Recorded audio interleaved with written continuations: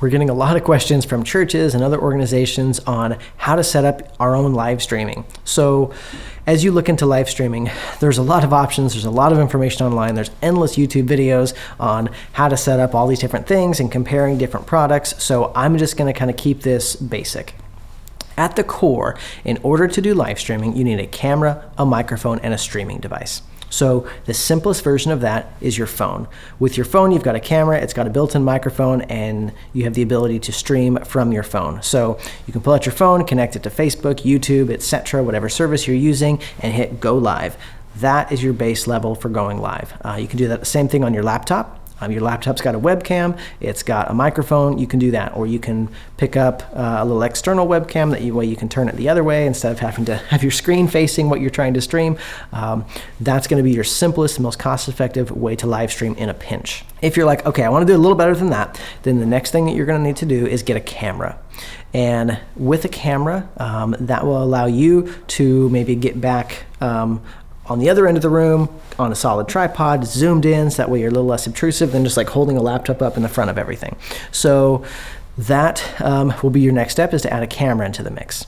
And with that comes mixing in audio. So you're going to be getting some kind of audio, probably from a soundboard in the situation that you're in. Maybe say it's a church, so you've got your soundboard, and then you're feeding that into your camera. So you've got to figure out, based on the camera you have and the soundboard you have, what are the proper cables and adapters to get audio from here to here. And then on your soundboard, you're controlling that sound mix so that the audio going to your camera sounds good and is at a proper level. That will get you a camera, and then what you need to do is connect that camera to your computer. So the next thing that you need in the chain is some type of HDMI capture device, and that capture device is what takes that camera. You plug the HDMI from the camera into the device. That device then connects to your computer, and your computer goes, hey, look, a webcam. And then your computer goes, oh, we have a webcam, now we can make a broadcast. And so you would then connect that webcam to your computer, and from YouTube or Facebook or whatever streaming service you're using, you would say, oh, use this camera, and they're going to go great.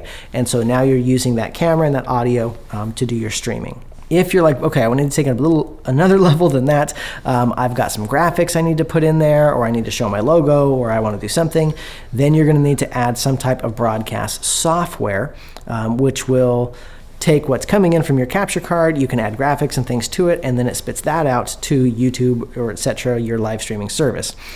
There's a great free software called OBS. That's a great thing you can check out, and then you can use that software to do all of that. And then you can use that software to add those extra elements and send that out to your streaming service. If that's still not good enough, you can add multiple cameras to the mix. With multiple cameras, you're going to need an AV switcher, a device that can connect multiple cameras and then switch between them.